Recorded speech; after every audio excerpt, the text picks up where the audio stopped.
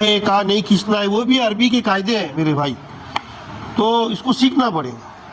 اور اکبر کرا تو بھی غلط ہو گیا ہے نا، اکبر.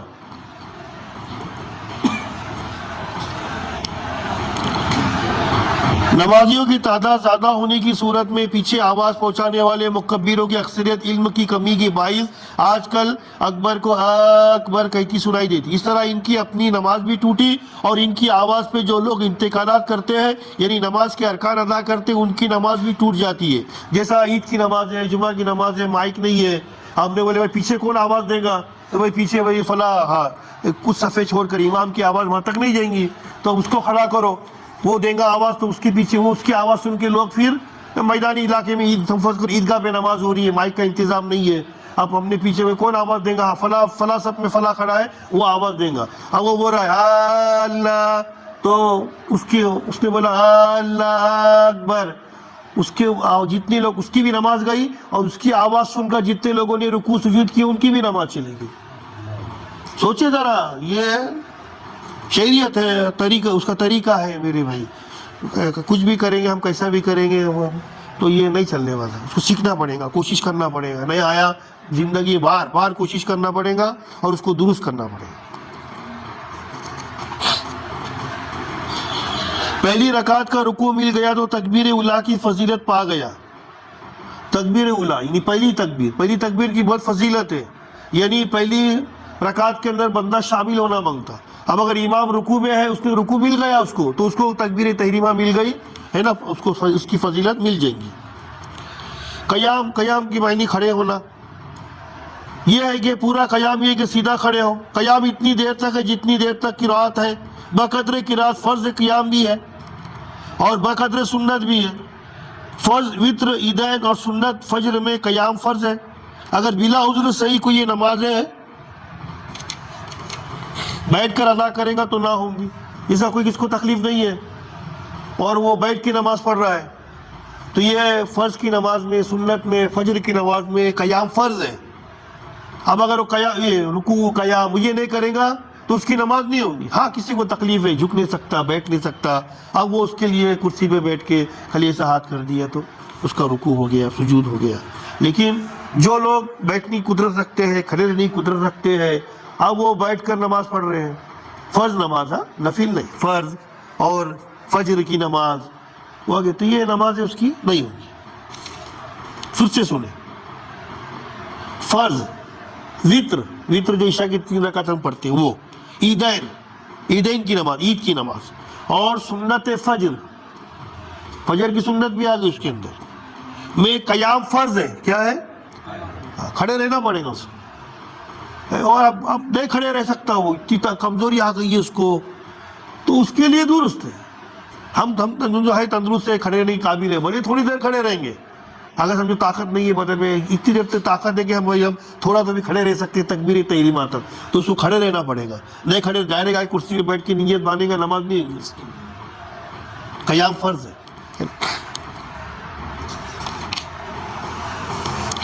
کھڑے ہونے سے مقصود کو تکلیف ہونا عذر نہیں، بلکہ قیام اس وقت ساکت ہوگا کھڑا نہ ہو سکے یا سجدہ نہ کر سکے، یا کھڑے ہونے یا سجدہ کرنے میں زخم بہتا ہے، یا کھڑے ہونے میں قطرہ آتا ہے، یا چوتھائی ستر کھلتا ہے، یا قرات میں مجبوراً مخصوص ہو جاتا ہے. یوں ہی کھڑا ہو سکتا ہے، مگر اس سے مرض میں زیادتی ہوتی یا دیر میں اچھا ہوگا یا ناقابل برداشت تکلیف ہوں گی تو بیٹھ کر پڑے. یعنی اس کے پاس اتنی طاقت نہیں ہے بیچارہ، اچھا خون بہ رہا ہے، کھڑے رہے گا تو اور خون بہے گا تو وہ بیٹھ جائے، ہے نا. کھڑے نہیں رہ سکتا، کھڑے رہے گا تو بیماری اور بڑھ جائے گی تو بیٹھ جائے. ہر حال میں نہیں بیٹھ سکتا. تو اس سے اندازہ لگائیے آپ لوگ، علم دین حاصل کرنا کتنا ہمارے لیے فرض تو ہے، لیکن اپنے خود کے اعمال کی اصلاح کے لیے کتنا ضروری ہے. اگر آسا خادم یا دیوار میں ٹیک لگا کر کھڑا ہونا ممکن ہے تو فرض ہے کہ کھڑا ہو کر پڑھے. یعنی ہم اگر پیچھے لکڑی سے سہارے کے ذریعے کھڑے رہ سکتے ہیں تو کھڑے رہ کے نماز پڑھو، بولا شریعت بتائی جا رہی ہے.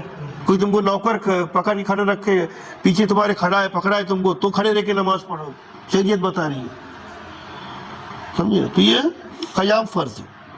اگر صرف اتنا کھڑا ہونا ممکن ہے کہ کھڑے کھڑے تکبیر تحریمہ کہہ لے گا تو فرض ہے کہ کھڑے ہو کے اللہ اکبر کہہ لے. اب کھڑا رہنا ممکن نہیں تو بیٹھ جائے. کم سے کم اتنی دیر بھی اس کے اندر طاقت ہے یا اتنی دیر کھڑے رہ سکتا ہو تکبیر تحریمہ کے لیے اللہ اکبر، تو اس کو کھڑے رہ کے قیام کرنا پڑے گا، پھر نیچے بیٹھ جانا پڑے گا. کھڑے رہنے کی اہمیت سمجھیں. صلو علی الحبیب صلی اللہ علیہ وسلم.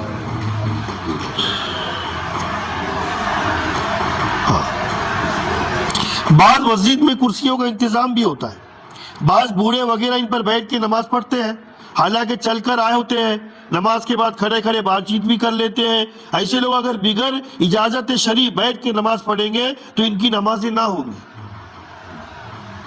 اب ہم کو تو کسی کو ہم کو گمان نہیں کرنا چاہیے. اب سمجھو میں اچھا خاصا چل کے آیا اور مسجد میں آ کر کرسی کے بیٹھ کے نماز پڑھ رہا ہے، اب آپ کو کیا معلوم میرے کمر میں کیا تکلیف ہے؟ تو ہم کو گمان اچھا رکھنا ہے، مومن کے بارے میں گمان اچھا رکھنا ہے کبھی بھی. نہیں تو ہم آپس میں بات کریں گے یار ابھی اچھے خرچے چل کر آیا اور یہ کرسی بیٹھ کے نماز پڑھ رہے ہیں، تو آپ کو نہیں معلوم ہے میرے کمر میں کیا تکلیف ہے. تو ہم کو اچھا گمان رکھنے کا، ہاں اس کو کیا تکلیف وہ معلوم ہے نا.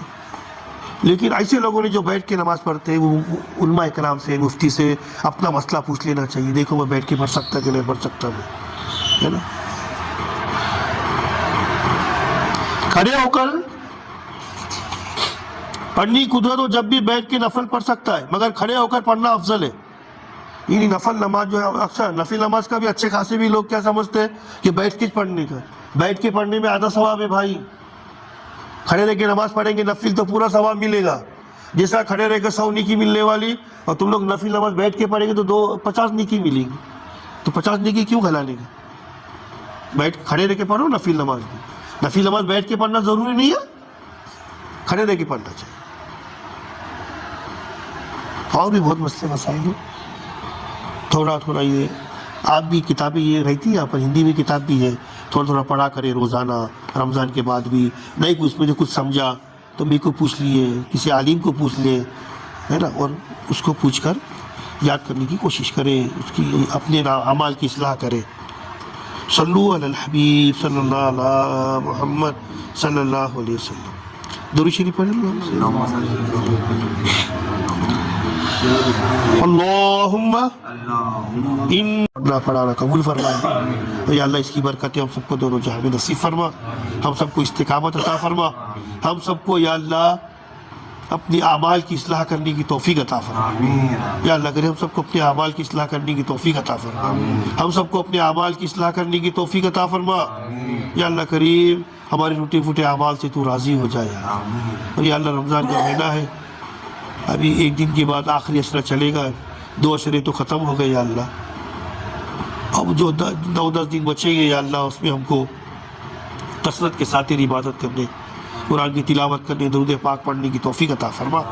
ہم سب کی مغفرت کا ذریعہ بنا، ہم سب کی نجات کا ذریعہ بنا، ہم سب کے والدین کی، ہم سب کے گھر والوں کی، ساری امت کی مغفرت فرما. آمین آمین آمین. صلو علی الحبیب صلی اللہ علیہ وسلم.